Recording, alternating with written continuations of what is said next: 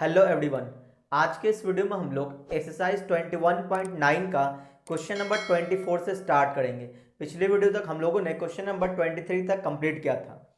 चलिए हम लोग क्वेश्चन नंबर 24 स्टार्ट करते हैं। देखो क्वेश्चन नंबर 24 क्या है। क्वेश्चन नंबर 24 इसमें लिखा है if the sum of the perpendicular distances of a variable point P X Y क्या है, एक वेरिएबल पॉइंट है। चलो एक रफ फोटो बना लेते हैं। यहाँ पे पी एक्स वाई जो है वो एक वेरिएबल पॉइंट है, ठीक है ना। इसका perpendicular distance from the lines ये एंड ये, इस पॉइंट का परपेंडिकुलर डिस्टेंस दो लाइन से। तो एक लाइन इधर ले लेते हैं, है ना। ये मान लो एक लाइन है, इस पे जो परपेंडिकुलर डिस्टेंस है, और एक लाइन ये है, ठीक है। इस पे जो परपेंडिकुलर डिस्टेंस है, इन दोनों डिस्टेंसेस का जो सम है वो 10 दिया हुआ है ना। इज ऑलवेज 10, तो so that P must move on a line. कहने का मतलब ये हुआ कि अगर हम लोग ये मान लें कि ये डिस्टेंस d1 है और ये डिस्टेंस d2 है, तो अकॉर्डिंग टू क्वेश्चन कि p जो पॉइंट है वो इस प्रकार से मूव कर रहा होगा कि अब ये जो पॉइंट P है इस लाइन से जो डिस्टेंस बनाएगा और ये जो पॉइंट P इस लाइन से जो डिस्टेंस बनाएगा, इन दोनों के डिस्टेंस का जो सम है हमेशा 10 रहेगा, है ना, ऑलवेज 10। तो डिस्टेंसेस का सम जो है हमेशा 10 रहेगा। तो हमें ये बताना है कि पॉइंट P जो है वो किस पाथ को फॉलो करते हुए मूव करेगा। कहने का मतलब लोकस बताना है कि इसका लोकस क्या होगा पॉइंट P का। तो हम लोग क्या करेंगे, तो सबसे पहले तो इसका इक्वेशन लिख लेते हैं। इन दोनों लाइन का इक्वेशन दे रखा है x प्लस वाई माइनस 5। इसका इक्वेशन है x plus Y minus 5 is equal to 0। और दूसरे लाइन का इक्वेशन है 3x minus 2y, 3x minus 2y, 3x minus 2y plus 7 is equal to 0, plus 7 is equal to 0। इसको चलो 1 मान लेते हैं, इसको 2 मान लेते हैं, ठीक है। करना क्या हमें, क्वेश्चन वालों ने ये बोला कि पॉइंट P जो है x कॉमा वाई, ये पॉइंट इस प्रकार से मूव कर रहा है कि इस पॉइंट की जो दूरी होगी परपेंडिकुलर डिस्टेंस इस वाले लाइन से, और इस पॉइंट का जो परपेंडिकुलर डिस्टेंस होगा इस वाले लाइन से, दोनों लाइन पे जो परपेंडिकुलर डिस्टेंसेस का जो सम है हमेशा 10 रहेगा। तो इसी बात को हम लेकर के चलेंगे और एक रिलेशन निकाल देंगे जिसमें हम लोग P का लोकस हम लोग बताएंगे, ठीक है। तो देखो यहां पे हम लोग बोलेंगे अकॉर्डिंग टू क्वेश्चन कि d1 plus D two is equal to कितना, हमेशा 10 रहेगा, सही है। अब आप बोलोगे सर d1 कैसे निकलेगा, तो d1 निकालने के लिए d1 है क्या, परपेंडिकुलर लेंथ है, कहां से, पॉइंट P से इस लाइन पे। तो ये जो पॉइंट है इसमें सेटिस्फाई करते हुए मॉड में रखेंगे, है ना, मॉड ऑफ, तो x की जगह x रखना पड़ेगा, तो x प्लस वाई और माइनस 5 अपॉन, यहां पे आ जाएगा अंडर रूट, है ना, x के कॉफिशिएंट का स्क्वायर यानी 1 आएगा, और प्लस y के कॉफिशिएंट का स्क्वायर यानी कि 1 आ जाएगा, ठीक है। फिर प्लस में अब d2 देखो, d2 क्या है, परपेंडिकुलर डिस्टेंस है इस पॉइंट से इस लाइन पे, तो इस पॉइंट को इसमें सेटिस्फाई करते हुए मॉड में रखेंगे, है ना। तो यह आ जाएगा 3x माइनस 2y प्लस 7 आएगा, divided by under root x के कॉफिशिएंट का स्क्वायर यानी 3 का स्क्वायर हो जाएगा 9, फिर y के कॉफिशिएंट का स्क्वायर माइनस 2 का स्क्वायर 4 हो जाएगा, इक्वल टू कितना, 10। बस इसी को सॉल्व करना है और हमें दिखाना है कि ये जो इक्वेशन आएगा वो इक्वेशन क्या होना चाहिए, स्ट्रेट लाइन होना चाहिए, है ना। इसमें लिखा है so that P must move on a line. यहाँ पे जो पॉइंट P है इसका जो पाथ होगा, ये जो मूव करेगा तो उसका जो पाथ होगा वो स्ट्रेट लाइन होगा, ये हमें प्रूफ करना है। तो हम लोग क्या करेंगे, यही तो लोकस, इसको सॉल्व करेंगे। तो इसको सॉल्व करने के लिए हमें क्या दिखा, यहाँ पे आ जाएगा mod of x plus Y minus 5 upon में कितना है, √2 आएगा, और यहाँ पे कितना क्या आएगा, mod of 3x minus 2y plus 7 upon में 9 4 अंडर रूट 13 आ जाएगा, इक्वल टू 10। तो देखो यहाँ पे जो भी इक्वेशन आ रहा है इसको जब हम सॉल्व करेंगे तो x और y का डिग्री हमेशा 1 ही आएगा, है ना। इसको अगर हम सॉल्व करेंगे चूंकि एडिशन है तो यहाँ पे x और y का डिग्री हमेशा क्या मिलेगा, 1 मिलेगा। तो ये जो इक्वेशन कहलाएगा ये 1 डिग्री इक्वेशन होगा, और 1 डिग्री इक्वेशन हमेशा स्ट्रेट लाइन होता है। तो हम लोग क्या बोलेंगे, this is 1 degree equation, this is 1 degree equation, है ना, 1 degree equation. So it is a straight line, है ना, स्ट्रेट लाइन। इसका मतलब ये जो हमारा इक्वेशन है क्या है, 1 डिग्री इक्वेशन है, और 1 डिग्री इक्वेशन हमेशा क्या होता है, स्ट्रेट लाइन होता है। तो बोलेंगे पॉइंट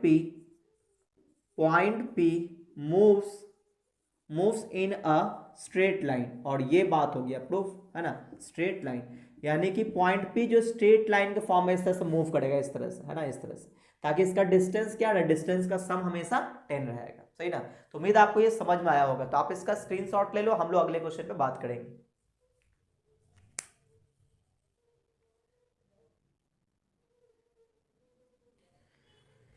चलिए अब हम लोग बात करेंगे क्वेश्चन नंबर 25 पे। तो किसी पॉइंट से किसी लाइन पे परपेंडिकुलर डिस्टेंस निकालने का फॉर्मूला हमने पिछले 2 वीडियो में बताया हुआ है, और हमने पिछले वीडियो में ये भी देखा था कि 2 पैरेलल लाइन के बीच का डिस्टेंस हम लोग कैसे निकालते थे, है ना। ये सब हम लोगों ने पढ़ रखा है। अगर आपने ये सब वीडियोस नहीं देखा है तो वीडियो जरूर जाकर देखें, तभी आपको ये समझ में आएगा। क्योंकि पीछे जो भी हम लोग थ्योरी पढ़े हैं उन सभी का कॉन्सेप्ट यहाँ पे यूज हो रहा है। देखो क्वेश्चन नंबर 25। अब देखो क्वेश्चन नंबर 25 में जो है इसमें टोटल 4 क्वेश्चन है, और इसमें क्वेश्चन ये है कि determine the distance between the following pair of parallel lines. जो 4 क्वेश्चन है, चारों में 2-2 लाइन का इक्वेशन दिया हुआ है और दोनों लाइन पैरेलल है, तो उसके बीच का डिस्टेंस निकालना है। चलिए 1-2 क्वेश्चन मैं आपको सॉल्व करके दिखा देता हूँ, ठीक है। हालांकि इस टाइप का क्वेश्चन हम लोग ऑलरेडी सॉल्व कर चुके हैं। यहाँ पे देखो पहला लाइन है 4x - 3y और -9 इज इक्वल टू 0, ठीक है, ये पहला लाइन है। दूसरा लाइन है 4x - 3y, 4x - 3y, 4x - 3y -24 is equal to 0। Equation को देखते ही आपको समझ में आना चाहिए पैरेलल लाइन है। कैसे समझ में आता है, तो x और y का जो कोफिशिएंट वो बिल्कुल सेम रहेगा। तो अगर ऐसा रहा तो आप समझ लेना स्ट्रेट लाइन पैरेलल है, ठीक है। अच्छा, तो इसके बीच का डिस्टेंस कैसे निकालेंगे, तो डिस्टेंस निकालने का फॉर्मूला मैंने आपको क्या बताया था, C1 - C2। तो C1 है -9 -C2 तो -24, तो +24 हो जाएगा, अपॉन में अंडर रूट x के कोफिशिएंट का स्क्वायर यानी कि 16 हो जाएगा, y के कोफिशिएंट का स्क्वायर यानी कि 9 हो जाएगा। तो ऊपर में कितना बचेगा, 24 में से 9 घटाना पड़ेगा, तो 15 बच जाएगा ना, 15 प्लस में 15 आ जाएगा, और नीचे क्या आ जाएगा 16 9 25, तो यहाँ पे अंडर रूट 25, तो यहाँ पे आ जाएगा 15 अपॉन में 5 यानी कि 5 3 या 15, 3 यूनिट इसका आंसर हो जाएगा, ठीक है। तो ये आ गया परपेंडिकुलर डिस्टेंस बिटवीन 2 लाइन। अब देखो एक क्वेश्चन मैं और बता देता हूँ, चौथा नंबर, ठीक है। इसमें जितना भी क्वेश्चन सब इसी टाइप से बनेगा, है ना, तो आप बना लोगे। देखो 4th नंबर क्वेश्चन है, इसमें लिखा है L × x + y और plus p equal to 0, plus p equal to 0, और जो दूसरा लाइन है वो है इस तरह से lx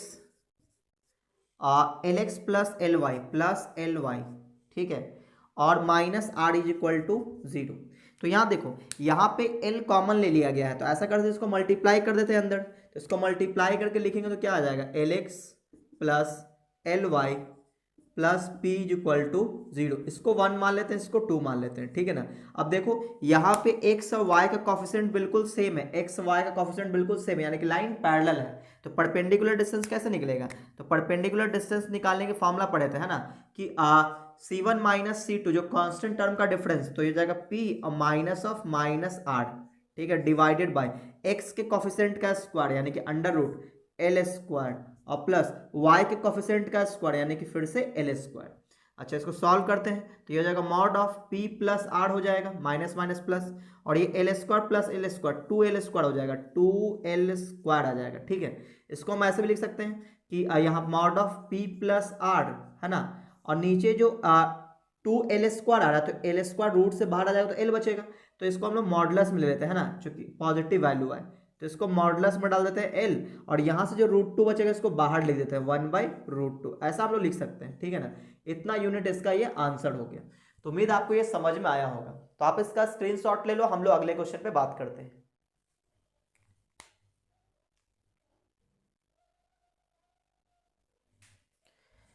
तो अब हम लोग बात करेंगे क्वेश्चन नंबर 26 पे। 26 में 2 क्वेश्चन है, ठीक है। तो पैरेलल लाइन के बीच का डिस्टेंस निकालने का फॉर्मूला हम लोगों ने ऑलरेडी प्रूफ करा हुआ है।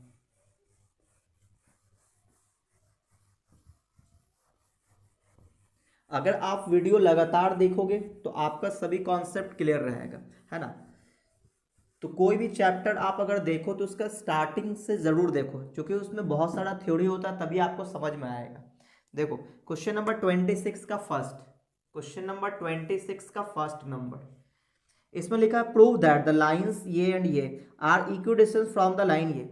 इसमें हमें प्रूफ करना है कि दो पैरेलल लाइन दिया हुआ है, उसके वो जो दोनों पैरेलल लाइन है वो किसी तीसरे लाइन से इक्वल डिस्टेंस पे है, ऐसा हमें प्रूफ करना है।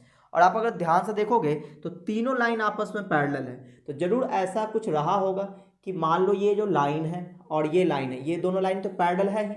अब इस दोनों पैरेलल लाइन से कोई जो थर्ड लाइन है वो इक्वल डिस्टेंस पे है, और जो थर्ड लाइन है वो भी पैरेलल है। कैसे पता चला? क्योंकि एक्स वाई का कोफिशिएंट सेम है। आप ध्यान से देखो, इसमें इक्वेशन दे रखा है 2x प्लस 3y, यहाँ पे 2x प्लस 3y और इज इक्वल टू 19 है, तो माइनस 19 इज इक्वल टू 0 कर लेते हैं, ठीक है।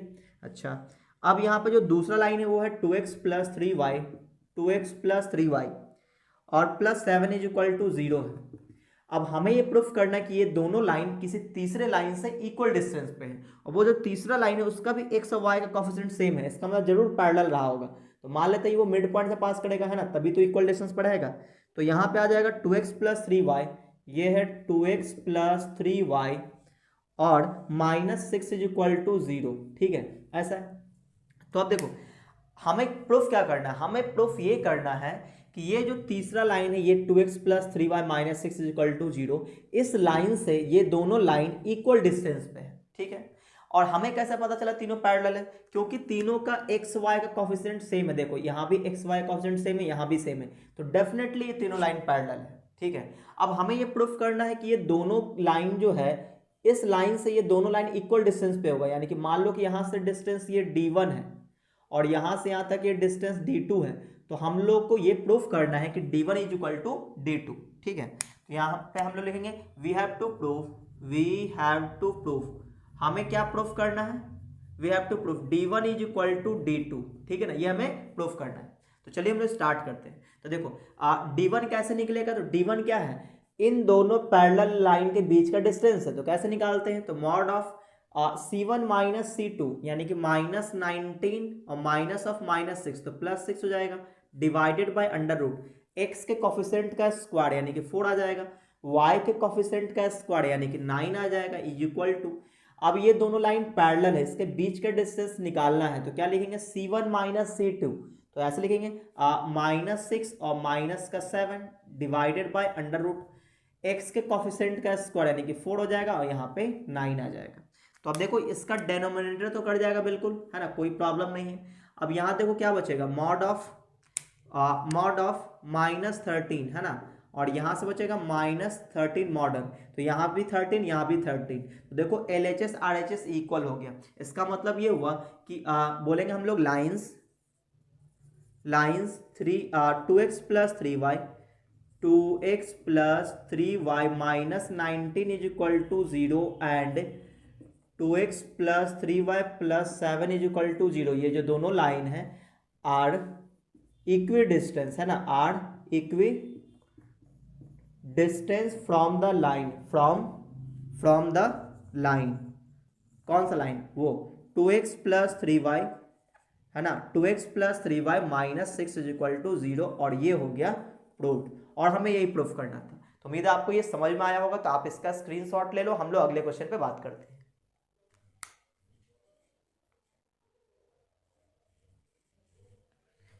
चलिए, तो ये 26 का पहला क्वेश्चन था। अब हम लोग इसका सेकंड क्वेश्चन पे आते हैं। 26 में दो क्वेश्चन है, ये तो हमारा पहला क्वेश्चन था। अब इसका सेकंड क्वेश्चन देखो,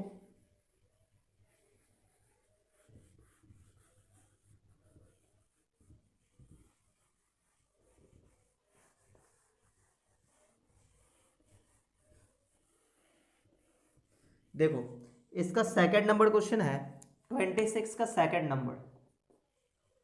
इसमें लिखा है find the equation of the line Midway between the parallel lines, है ना। हमें दो पैरेलल लाइन दिया हुआ, उसके बीच से जो लाइन पास करेगा उसका इक्वेशन निकालना है। तो चलो एक रफ फोटो बनाते हैं। तो ये दो लाइन दिया हुआ है, एक लाइन है 9x प्लस 6y, एक है 9x plus 6y minus 7 is equal to 0, minus 7 is equal to 0, और दूसरा लाइन है 3x प्लस 2y, और दूसरा लाइन है 3x plus 2y plus 6 is equal to 0, ठीक है। तो ये दोनों लाइन पैरेलल है। अब आप बोलोगे सर यहाँ पे तो एक्स वाई का कोफिशिएंट सेम नहीं दिख रहा है ना, तो पैरेलल कैसे हो गया? तो यहाँ पे कॉमन लेंगे तो आपको दिख जाएगा, यहाँ से हम लोग 3 कॉमन ले लें तो x का कोफिशिएंट 3 आ जाएगा, y का कोफिशिएंट 2 आ जाएगा, जो कि इसके बराबर है। इसका मतलब यहाँ से हम लोग को 3 कॉमन लेना चाहिए, तो क्या बचेगा?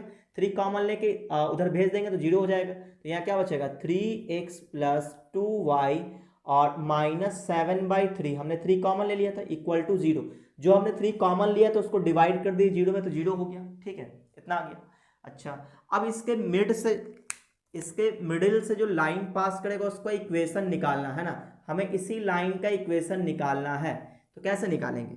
तो अगर ये मिड पॉइंट से ये मिड से ये पास कर रहा है, इन दोनों लाइन के मिड से पास कर रहा है, तो डेफिनेटली ये जो डिस्टेंस है ये d1 और ये जो डिस्टेंस है d2, दोनों क्या होगा? इक्वल होगा। तो इसको इक्वल लेकर के चलेंगे, ठीक है ना। अच्छा, इतना तो कंफर्म है कि इसी लाइन की ये लाइन पैरेलल है, तो इसका जो एक्स वाई का कोफिशिएंट होगा वही सेम एक्स वाई का कोफिशिएंट इसका भी होगा। तो इस लाइन का इक्वेशन हो जाएगा कितना? इस लाइन का इक्वेशन हो जाएगा 3x + 2y, इतना तो सेम रहेगा, और प्लस सी कांस्टेंट कुछ अलग से मान लिए, ठीक है ना। Let equation of line midway from the lines 9x + 6y -7 = 0 and 3x + 2y + 6 = 0। b क्या मान लेते हैं? तो 3x + 2y + 6c = 0। इसको इक्वेशन फर्स्ट मान के हमने छोड़ दिया, ठीक है। यहाँ पे अगर c की वैल्यू निकाल लें तो हमारा काम बन जाएगा। तो यहाँ बोलेंगे कि d1 = d2 हम लोग लेके चलेंगे, क्योंकि ये मिड से पास कर रहा है। तो d1 = d1 कैसे निकलेगा? तो d1 क्या है? इन दोनों पैरेलल लाइन के बीच का डिस्टेंस है। तो कैसे निकालते हैं? c1 - c2 करते हैं। अच्छा, c1 इसको मान लेंगे, तो c1 - c2 यानी कैसे लिखेंगे? मॉड ऑफ -7/3 और प्लस सी, है ना, सॉरी -c करना पड़ेगा, -c अपॉन में √ x के कोफिशिएंट का स्क्वायर यानी कि 9 हो जाएगा, और y के कोफिशिएंट का स्क्वायर यानी कि 4 हो जाएगा। d2 क्या है? d2 इज द पैरेलल के बीच का डिस्टेंस है ना। तो कैसे निकालेंगे? मॉड ऑफ c1 - c2 यानी c - 6 अपॉन में √ x के कोफिशिएंट का स्क्वायर 9 प्लस y के कोफिशिएंट का स्क्वायर यानी कि 4। तो यहाँ देखो ये तो कट जाएगा, है ना, रूट वाला पार्ट तो कट ही जाएगा। तो ऊपर में देखो माइनस कॉमन ले लें, तो यहाँ पे मॉड है तो कोई फर्क नहीं पड़ेगा, प्लस हो जाएगा। तो यहाँ पे आ जाएगा mod of 7/3 plus c = mod of c - 6, ठीक है। तो एलसीएम ले लेते हैं। एलसीएम कितना आ जाएगा? यहाँ पे आ जाएगा 3 और यहाँ पे 7 + 3c आ जाएगा। ये मॉडुलस = मॉड ऑफ c - 6। अगर दोनों तरफ मॉड हो तो मॉड हटाएंगे दोनों तरफ, तो एक तरफ प्लस माइनस लिखेंगे, ठीक है। तो यहाँ पे ऐसे लिख देते हैं 3c अपॉन में 3 = ± c - 6 ऐसे लिखेंगे। मॉडुलस हटाएंगे तो किसी एक तरफ प्लस माइनस देंगे। अब इसको सॉल्व कर देंगे तो c की वैल्यू आएगा। तो देखो ऐसा करते हैं, इसको क्रॉस मल्टीप्लाई करते हैं, तो यह आ जाएगा 7 + 3c = ±3 को अंदर मल्टीप्लाई कर देंगे, तो यह आ जाएगा 3c - 6 3 जा 18 हो जाएगा। एक बार प्लस लेके सॉल्व करेंगे, माइनस लेके सॉल्व करेंगे, 7 + 3c = यहाँ पे 3c - 18 आ जाएगा। या फिर दूसरा क्या होगा? 7 + 3c और = माइनस लेंगे तो अंदर मल्टीप्लाई होगा, तो 3c माइनस ये प्लस हो जाएगा। तो यहाँ से देखो, यहाँ से 3c कट जाएगा, तो यहाँ से कोई वैल्यू ही नहीं मिला हमें, ठीक है। तो यहाँ पे अब देखो इससे मिल सकता है, तो इसको इधर ले आएंगे तो 6c हो जाएगा, और 7 को उठा के इधर कर लेते तो 11 हो जाएगा। c = 11/6 आ जाएगा, है ना।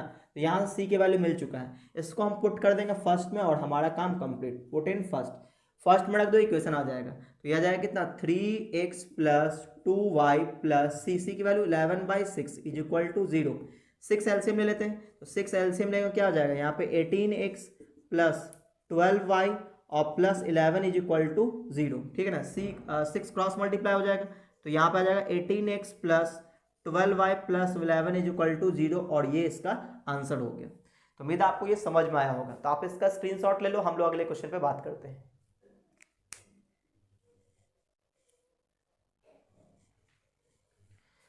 तो अब देखो क्वेश्चन नंबर 27 पे बात करते हैं, ठीक है। ये 26 का सेकंड नंबर था।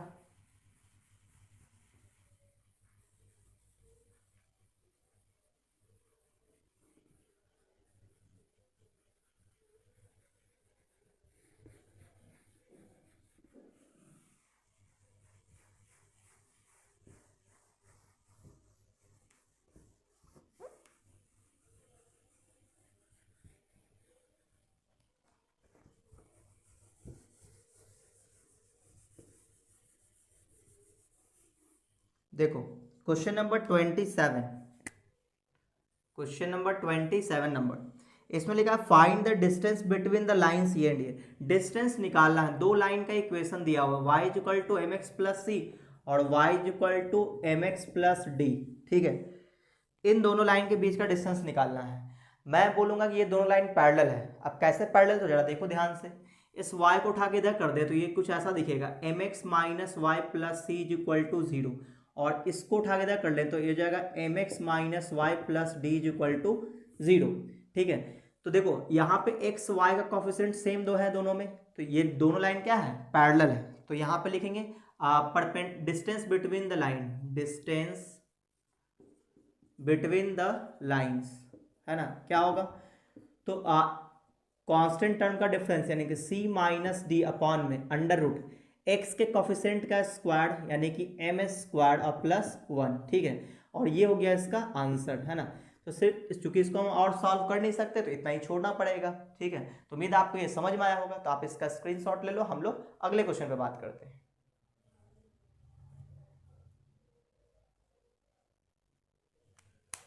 तो आप देखो क्वेश्चन नंबर 28, ये क्वेश्चन बहुत ही सिंपल था। 27 नंबर, अब देखो क्वेश्चन नंबर 28 नंबर, 28 में क्या लिखा है कि sides of a square lie on the line A and A, find the area of the square. अच्छा, 28 नंबर में स्क्वायर का साइड का इक्वेशन दिया हुआ है, तो एक रफ फोटो बनाते हैं हम लोग। ठीक है, ये स्क्वायर है, इसमें दो साइड का इक्वेशन दिया हुआ है, तो हमें कैसे पता चलेगा कौन कौन सा साइड है।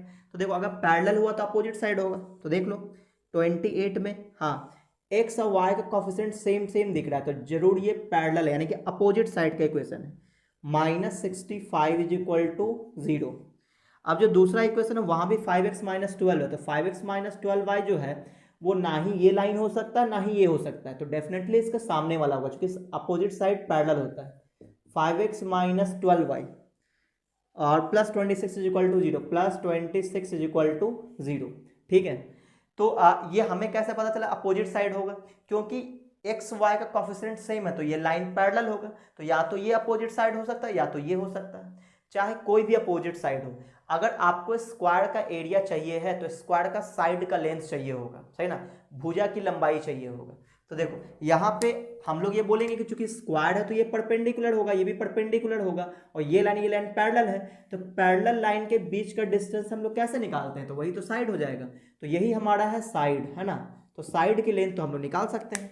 तो यहाँ बोलेंगे साइड जो है वो परपेंडिकुलर लेंथ है, साइड इज इक्वल टू कैसे निकलेगा, तो यहाँ पे C1 माइनस C2 करेंगे यानी मॉड ऑफ 26 माइनस यानी कि प्लस हो जाएगा, क्योंकि माइनस माइनस प्लस हो जाएगा, अपॉन में अंडर रूट एक्स के कोफिशिएंट का स्क्वायर यानी कि 25 प्लस वाई के कोफिशिएंट का स्क्वायर यानी 144, है ना, वाई का कोफिशिएंट माइनस 12 है, स्क्वायर करेंगे 144 हो जाएगा। अब इसको सॉल्व करते तो 6 5 11 के एक बाकी एक 6 7 2 9 91 आ जाएगा, क्योंकि 91 पॉजिटिव नंबर है, मॉडुलस है, डायरेक्ट बाहर आ जाएगा। ये हो जाएगा 169, है ना, 169 यानी कि 13 आ जाएगा, यहाँ पे 13 आ जाएगा, तो 13 7 91, है ना, 7 टाइम्स में ये कट जाएगा, 7 टाइम्स में, तो यहाँ पे 7 यूनिट आ जाएगा। क्या 7 यूनिट हमारा एरिया है? नहीं, ये तो स्क्वायर का साइड है ना, साइड स्क्वायर का साइड है। अब हम लोग एरिया ऑफ स्क्वायर बोलेंगे, area of square is equal to, तो एरिया क्या होता है, साइड का स्क्वायर, साइड का स्क्वायर, तो साइड कितना 7 है, तो 7 का स्क्वायर यानी कि 49 स्क्वायर यूनिट बोलेंगे, है ना, स्क्वायर यूनिट, ये लिखना जरूरी है। तो उम्मीद आपको ये समझ में आया होगा, तो आप इसका स्क्रीनशॉट ले लो, हम लोग अगले क्वेश्चन पे बात करते हैं।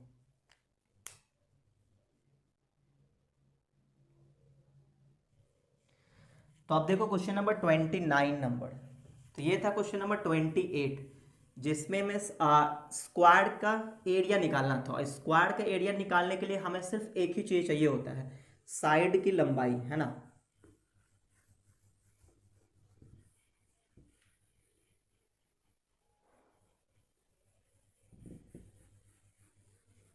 देखो क्वेश्चन नंबर 29 में the equation of two sides, है ना, क्वेश्चन नंबर 29 इसमें लिखा है the equation of two sides of a square whose area is 25। अच्छा, फिर से एक बार स्क्वायर दे दिया है, तो चलो स्क्वायर का फोटो बना लेते हैं इस तरह से।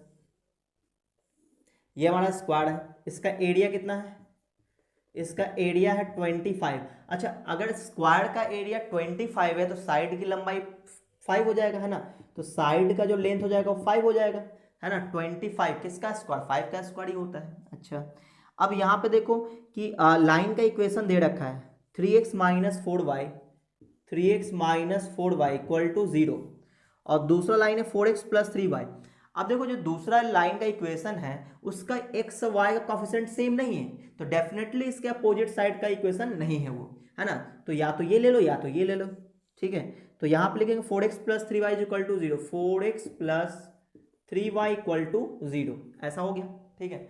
अच्छा, हमें करना क्या है, हमें निकालना है क्या, find the equation of the other two sides of the square, give all possible answer. जो बाकी जो दोनों साइड का इक्वेशन बच गया उन दोनों का इक्वेशन निकालना है। तो देखो इक्वेशन निकालना तो बहुत ही आसान है, साइड की लंबाई कितना है 5 है और ये परपेंडिकुलर डिस्टेंस है, तो हमें परपेंडिकुलर डिस्टेंस पता है ना, इक्वेशन लिख सकते हैं हम लोग। तो देखो इसके पैरेलल ये एक लाइन होगा, तो एक्स वाई का कोफिशिएंट सेम होगा, यानी कि यहाँ पे मान लेंगे 3x minus 4y plus C1 मान लेते हैं इक्वल टू 0, और इसके पैरेलल ये होगा, तो इसका इक्वेशन होगा 4x प्लस 3y अब plus C2 is equal to 0, है ना। इसको 3y सही से लिख देते हैं ना, ऐसा। तो इन्हीं अगर हम लोग C1 और C2 निकाल लें तो हमारा काम बन जाएगा। तो यहाँ पे मान लेते हैं कि let two sides, equation of two sides, है ना, let equation of other two sides are, other two sides of square be, क्या मान लेंगे कि 3x minus 4y plus C1 is equal to 0 and 4x plus 3y plus C2 equal to 0। अब अगर हम लोग C1 C2 निकाल लें तो हमारा काम बन जाएगा। तो देखो C1 निकालना बहुत ही आसान है, हम लोग बोलेंगे कि ये लाइन और ये लाइन पैरेलल है, तो इन दोनों के बीच का डिस्टेंस कितना है 5 यूनिट है, क्योंकि स्क्वायर है तो सभी साइड तो 5 ही होगा। तो बोलेंगे क्या कि mod of C1 minus C2, अच्छा यहाँ पे कांस्टेंट टर्म नहीं है, इसका मतलब उसको 0 ले लेंगे, तो C1 माइनस 0 अपॉन यहाँ पे अंडर रूट x के कॉफिशेंट का स्क्वायर यानी कि 9 हो जाएगा, और प्लस y का कॉफिशेंट का स्क्वायर यानी कि 16 हो जाएगा, इज इक्वल टू कितना रहेगा 5, क्योंकि साइड की लंबाई तो 5 है। अच्छा, तो ऊपर में आ जाएगा मॉड ऑफ C1, नीचे कितना आ जाएगा 16 और 25 यानी कि 5 आ जाएगा, इज इक्वल टू 5। तो आप देखो mod of C1 is equal to 25 आ रहा है, तो C1 की वैल्यू प्लस माइनस 25 आ गया, सही है।